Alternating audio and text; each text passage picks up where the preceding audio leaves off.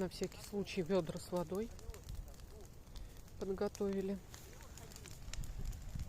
потому что костер мощный.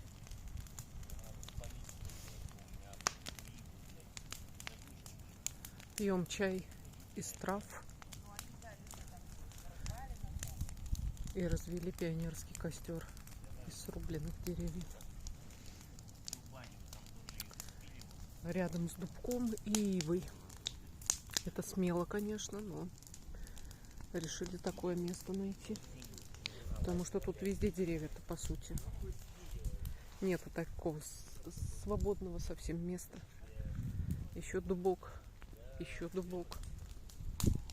Красивое тут место у наших соседей.